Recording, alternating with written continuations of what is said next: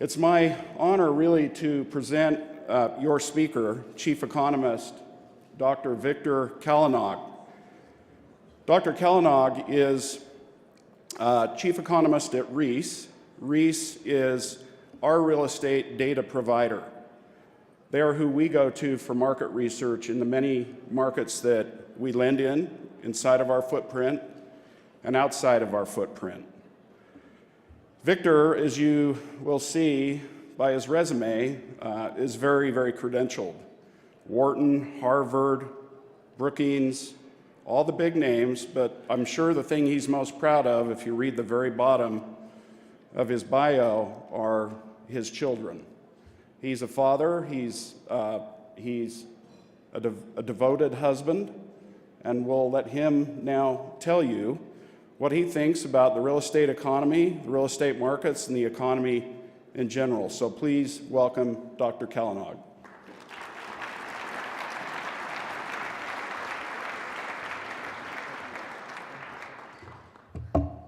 Hello everyone, how are you guys doing? Good? Well, I promised the following speakers that I will get us back on track and I will wake you guys up. All right? So to start this quick presentation, what I'd like to do really would be to rattle off a few key economic statistics, leave you with some numbers that you should remember after I'm done with my 20 to 25 minute spiel, and then maybe make some popular references to things like Netflix shows or Amazon Prime. Is that okay with you guys? Good? Great. I'm going to tell you the compound annual growth rate of the US economy since the end of the recession from mid-2009 to around 2017 was 2.1%. So for a good 7 or 8 years, the US economy was growing by 2.1% per year, all right?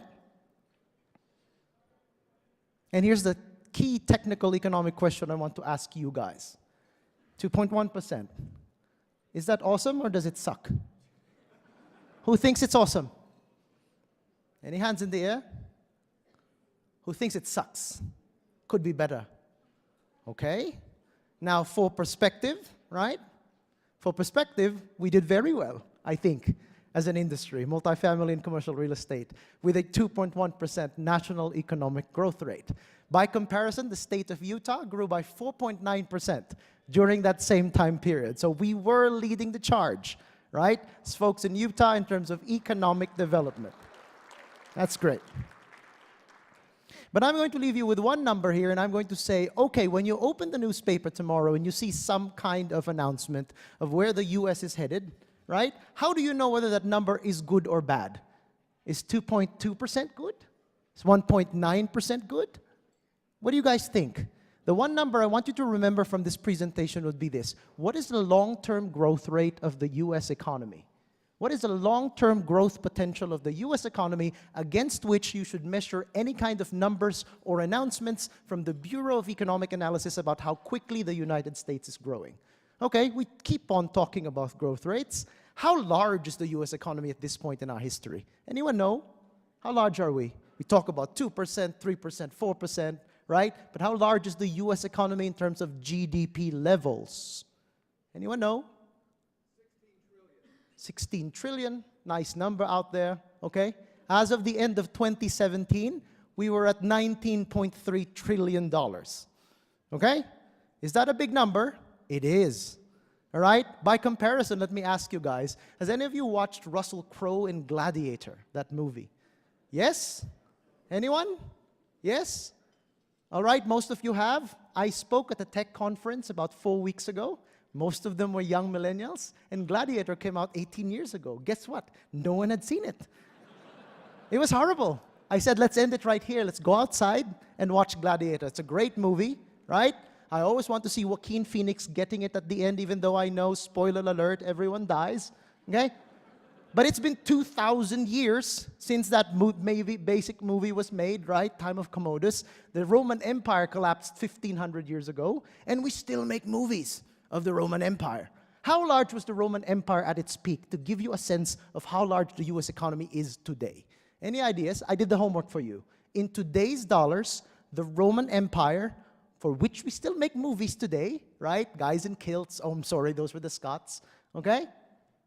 How large was it? at its peak? Any ideas? 1 trillion? Lower? Lower. About 60 billion.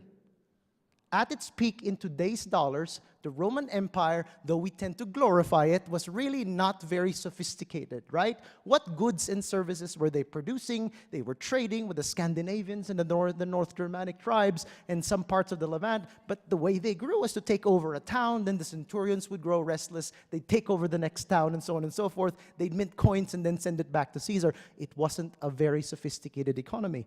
By contrast, look at the United States. What $19.4 trillion, we make up 25% of the world economy. We are the biggest dog in the mix. You see our old colonial master there, the United Kingdom, right? $2.62 trillion, a much smaller slice of that pie. Who watches The Crown on Netflix? Yes?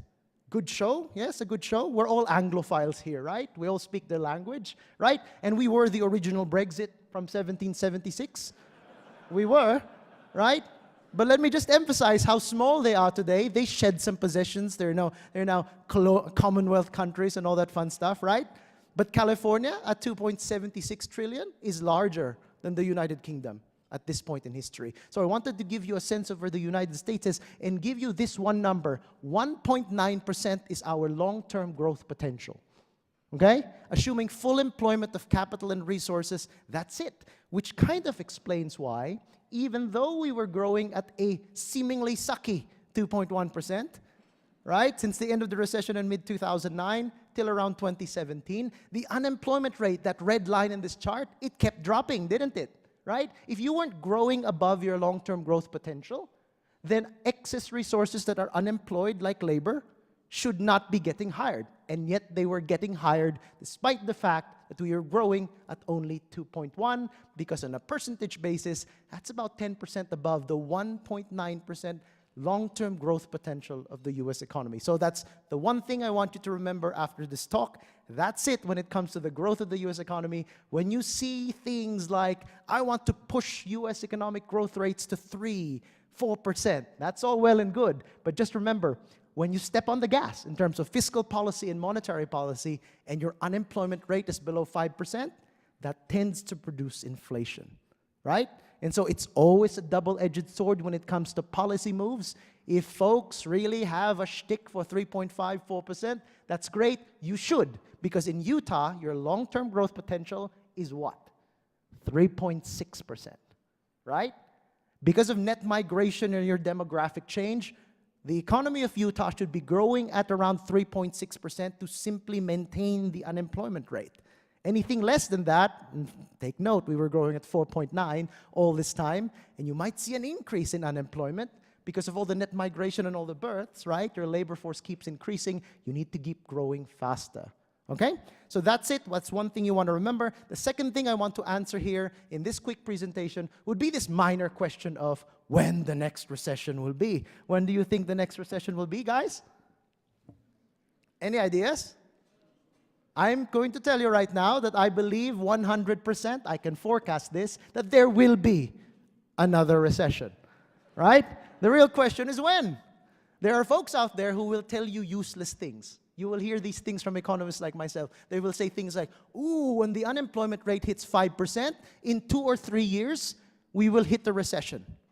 What do you do with that information? Nothing, right? It's useless. If you were the president of the United States, what would you do? Keep the unemployment rate up to avoid a recession? No, of course not, right? We keep on talking about preceding variables, precedents, and it's not really causality.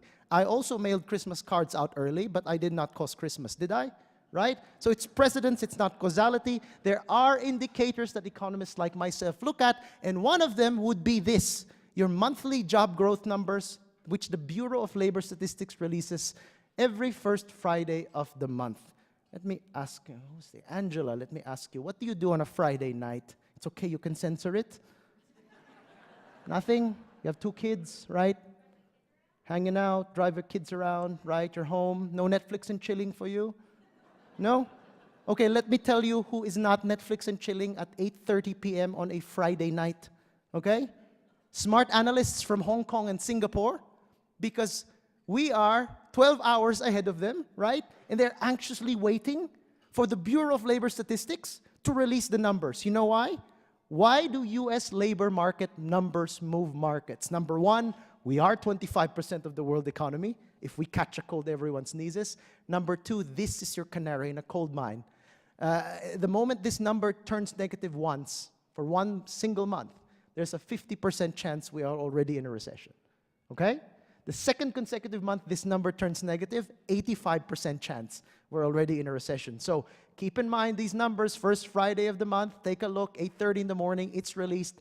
Make sure it's positive because according to this chart, since October 2010, we have an unbroken streak of positive monthly job growth. The longest streak in history since the Bureau of Labor Statistics tracked these numbers in 1947 consistently, right? So this is one of the longest economic expansions on record, but pay attention, if it turns negative, we're probably heading into troubled waters. For perspective, in 2008, I will take you back 10 years, not 1,500 years, just 10 years, right? In January of 2008, you saw that number turn negative, right? In February of 2008, negative for a second consecutive month, we were losing hundreds of thousands of jobs. By June 2008, there were eggheads like myself on CNBC saying, oh, are we in a recession? Are we not, right? By September 15, 2008, we let Lehman Brothers fall, and we knew that the proverbial stuff had hit the fan, right? And we knew we were in trouble. It wasn't until December 2008 that the U.S. government, the NBER, told us we were in a, guys, we've been in a recession. This is what they said. We've been in a recession for a year. It started in December 2007. So you see the timings, right? A couple of numbers I'd like you to remember. 1.9% for GDP growth. And take a look at this number. Even when it turns negative, just watch out for what's coming around the corner. The job market, however, is as good as it gets. There are more people who are looking for jobs now versus unemployed. That explains the kind of wage growth we're seeing, not just in Utah construction, but in most other labor categories through the United States. There is some volatility in the Dow Jones and other stock market prices versus the 10-year Treasury rate. We were expecting an increase in your 10-year Treasury. At least it topped out at around 3.23% last year. But because there's a flight to safety after that 15% decline in the Dow in December, as you see, yields for the 10-year Treasury have come down again to around 2.7%. So again, for perspective, we are the big dog. I am not very worried about 2019 for the US and definitely not Utah as a whole, right? And I will tell you why shortly. But in 2020, there are pundits out there saying maybe around the middle of 2020, we might hit a bump in the road, however minor. Let's see how that goes. And I will also comment on that assessment as we move along. All right? So let's talk about real estate after I summarize this key takeaway from 2018 and 2019. If we grow in 2018 at 3%, 3.1%, the final numbers aren't out yet, it will be our strongest growth for GDP in 13 years. The last time we experienced this was 2005. Consensus forecast suggests that we will drop back down to around 2.1% this year, 2019, which, as you all know now, doesn't suck, right? As long as it's above 1.9%. There are upward pressure on wages. You've got Fed interest rate policy being pretty contractionary since around late 2014, but it is really difficult to balance concerns about price bubbles and inflation without slowing growth. How did that impact various property types and various markets in Utah? We will see in the next few slides. Okay? How do you like this chart? Is it easy to read? Those of you in the second row over there, can you see that bottom left-hand side? What's the vacancy rate for multifamily properties in the fourth quarter of 2018? Can you read that? No? Good, I did my job, all right? I don't want you to focus on these. I put on my best purple tie, which also happens to be my only purple tie for you guys today. We only have about 15 minutes left, so I want you to focus on me and not the slides, okay? Multifamily is really interesting. We're at 4.9% at the end of 2018. Of course, developers have responded and started putting more product to market, which is leading to an interesting demand-supply imbalance of late. Vacancies have been rising, but I'm really not crying a river for multifamily if vacancies rose from 4.1% in the middle of 2016 to its current 4.9%. That's not worrisome at all. And in fact, thanks to those folks over here who have really pulled back on construction financing for new multifamily properties starting about 2 years ago, we're seeing it turn the corner as soon as next year. Question about these econometric forecasts. Have you ever seen a forecast that looks like that? Up, down. Usually when you highlight some cells in Excel, right, and you drag it and you pretend you're doing a forecast, right? It's a linear interpolation. You go up or you go down. It doesn't go like this. But what we end up doing at Reis is really aggregating all the information that we get from developers in the group here, like you. We call you guys, we bug you, and then we aggregate the first 18 to 24 months of real projects coming online to come up with our short-term forecast. So all of those things are based on actual numbers. We're seeing the tide turn for supply growth in multifamily. Same thing in Salt Lake City. 2018 was a blowout year in terms of deliveries. We're seeing far less projects come online next year because of this pullback in multifamily construction financing.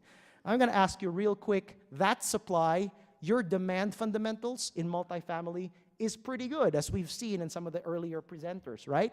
What's the most common age in America right now? Let me ask you. There are more of these guys running around than anyone else. Pick an age.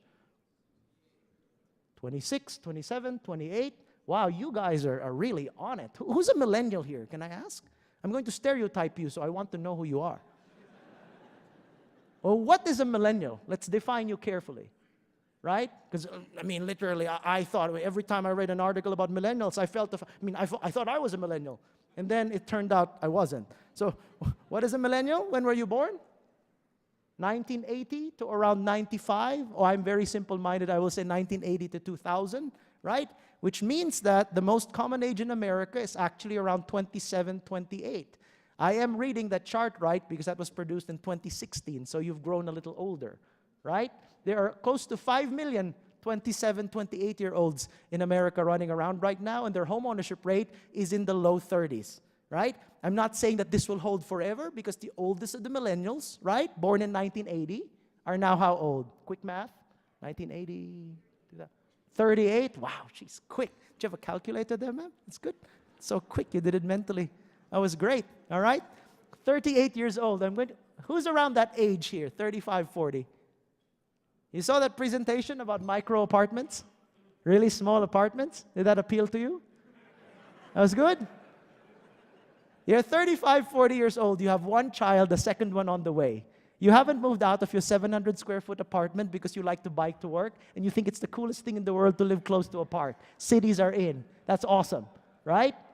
By the time your first kid turns to kindergarten, you will realize your zoned public school in the city probably sucks. And then the siren song of the suburbs will really sing really loudly in your ears. And you will do what I did last year. I obeyed my wife and went to the suburbs. It was great.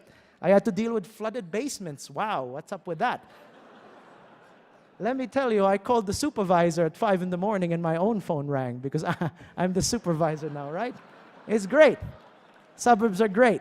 What about all the others? There is a bimodal distribution here. There are 55, 56-year-olds that are also out there looking at housing. We can talk about this chart all day, actually. As you could see, past the age of 85, there are twice as many women as there are men. You just live longer. You are the stronger gender, right? But what I wanted to point out here as a prelude would be not just because the U.S. population is aging. Number two, even as we are aging, there's a good amount of working population at the bottom to support an aging population. This chart would not look the same at all for Japan or China. They are on a demographic cliff compared to us. So that makes me hopeful about the United States for the medium to long term. Office market, as you've seen in Utah, is actually very active, flat for most other places. In Salt Lake City, we've had some deliveries over the last few years. We don't foresee some multi-tenant or single-tenant deliveries coming up this year or next, but that doesn't include owner-occupied or build-to-suit, so that might be coming up next. What's interesting in the office sector, of course, is that trend back to the cities. You can see that in 1998, Bowman was actually out there saying that the best investment that you can make is suburban office properties. That probably wasn't very prescient of them, right? We overbuilt in suburban. Cities came back into focus. CBD vacancies tend to be lower than suburban vacancies right now. But also, in terms of technology and the use of office space, one of our presenters in the office sector mentioned this, right? That trend towards less use of office space per employee. Who remembers here in the 80s, early 90s, when you planned for a new branch, a new office, and you'd have 100 employees? What would you multiply that by to get a sense of how much space you should lease? Around? Wow, that's really low. You must work for a tech firm. Yes? You like collaboration, you like sharing code viruses, don't you? Right? Back in the day, in the 1980s, it was around 250 square feet, right?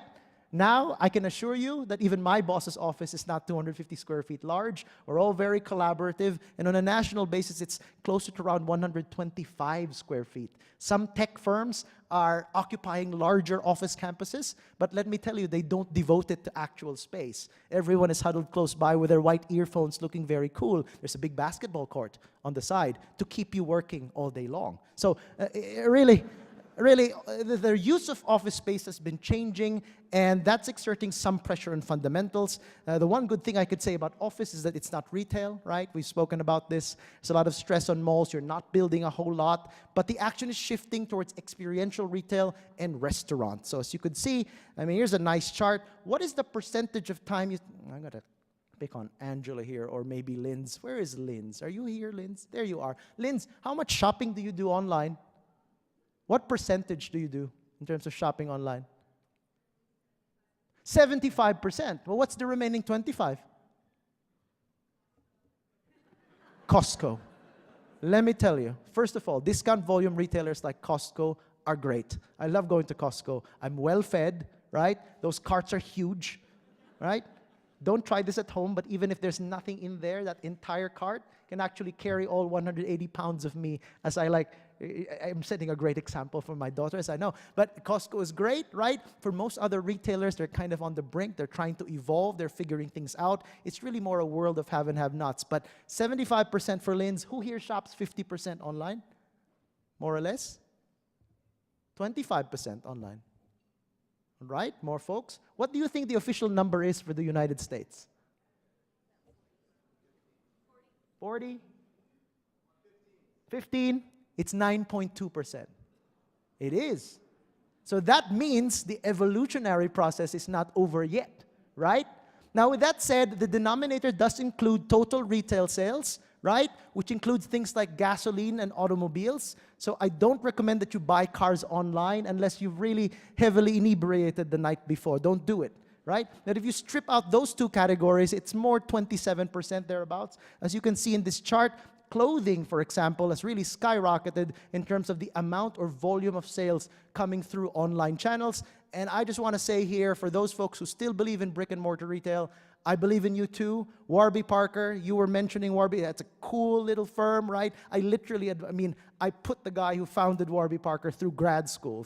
I wrote one of his recommendations. He worked for my wife. It was great. We focus grouped. Victor, you wear glasses. How many glasses do you wear? So on and so forth. Great guy. Online only, now going into brick and mortar, right? Really bucking the trend.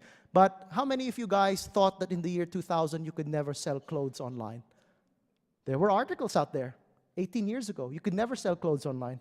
You need to wear them. You need to see how it fits. Oh, I'll look at that little pull. You know, surprisingly enough, I came back from Christmas break and all my pants had shrunk. It's miraculous how that happens, right?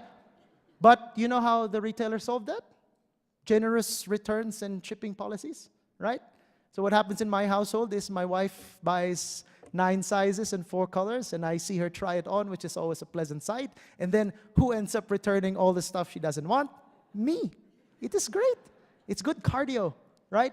So in any case, my point is, I think we are still in the midst of this retail evolution, which is benefiting industrial. We know this from the presentations earlier, particularly in certain corridors here in the Utah area. Self-storage, on the other hand, is overbuilt.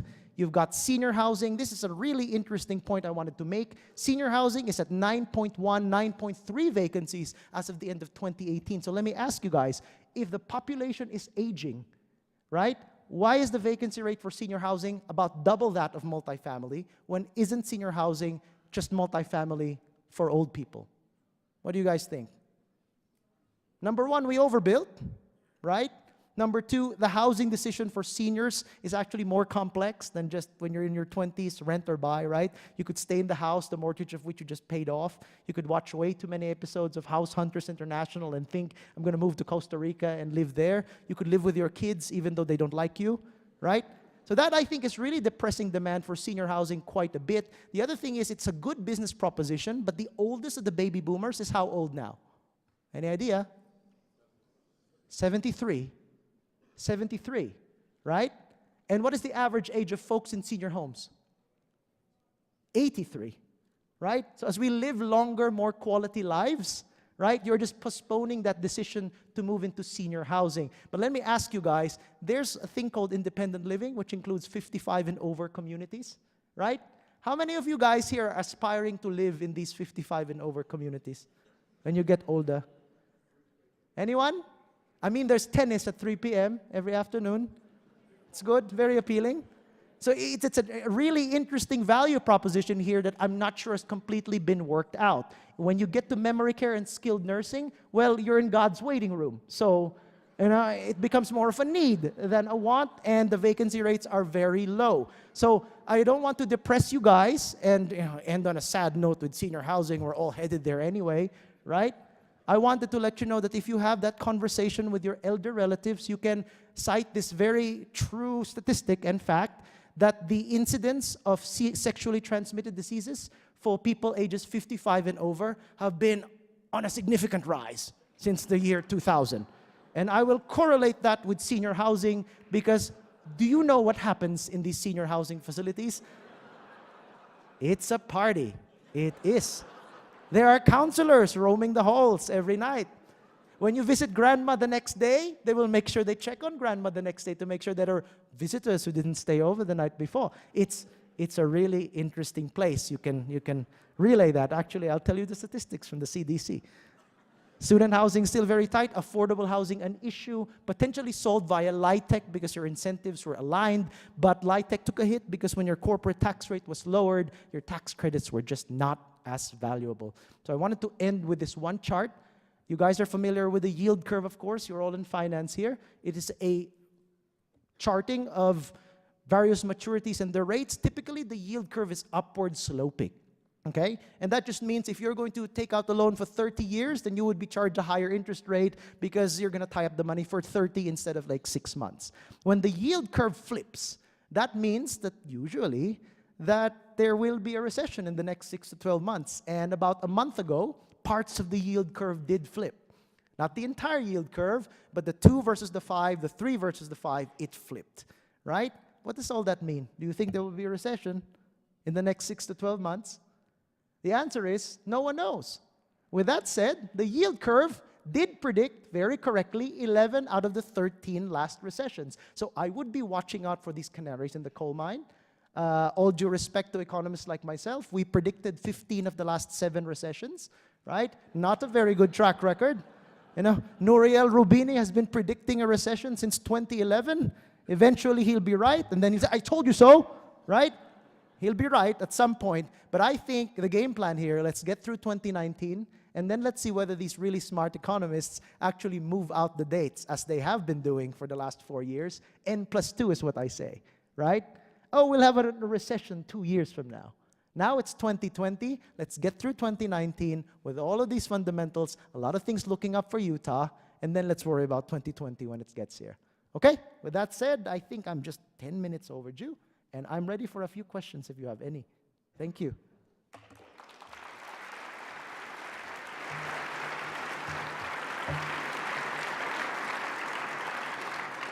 Thank you, Victor. We are doing questions via live with the text app. So if you have one, please text it in. And I do have one, Victor, so far. It really focuses on opportunity zones. Okay. It's definitely a national buzz, and there's some buzz being created here on the local level. If you could speak to that a little bit and maybe what stimulus we should anticipate because of this new opportunity.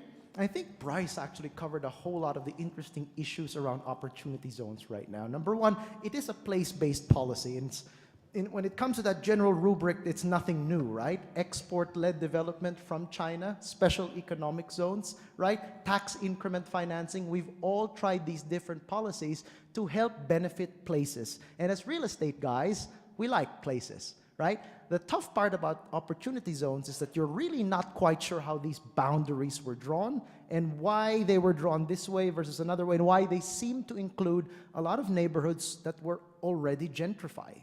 Right? So if the intent of opportunity zones was to drive capital through tax shelters to less, less well-off zones, then I'm not so sure that they're doing that necessarily. But with that said, if you are the guys investing your capital, you don't really want to drive your capital to the riskiest areas, right? So I get what policymakers are doing. I would just say, take a look at the data that's out there. Take a look if there are any transactions that can give you an idea of comparative cap rates, because all of these tax benefits may well be baked in if the cap rates are equal across the areas. So a lot of it is let's wait and see, but capital will be driven to tax shelters. And then as Bryce had mentioned, what about the guy across the corner who just happened to be not part of that demarcation line? There's going to be a whole lot of discussions around that. Thank you. And then the next question would be, with the amount of economic growth we've had in Utah and with the potential of a recession coming in a couple of years, is there something in particular we should all be doing to try to maybe push back some of those headwinds? I think you're doing everything pretty much right. Utah, we mentioned about population growth here. Utah's labor force has also grown by the most in terms of states since the year 2010, right? You are one of 2 states that are actually birthing higher than the required replacement rate of 2.1. Did you see this Wall Street Journal article? It was incredibly offensive to men 2 weeks ago, right? The headline was, women are having less than 2.1 babies. And I was like, well, wait a second. I felt like I had something to do with my wife having babies. What about men? Are we not having as much babies? So anyway, households are having less babies, right? But Utah and South Dakota, for example, are having more of that. Your net migration is also great, so a lot of people are coming in. And really, that's as much as you could do long term. You can be business friendly. You could make sure that government gets out of the way and helps as opposed to hinders. And I think you're doing a whole lot of stuff right. Thank you. Those are the questions that I have for you today. Thanks so much for thank you so joining much for us, your time, guys. making economics fun and interesting.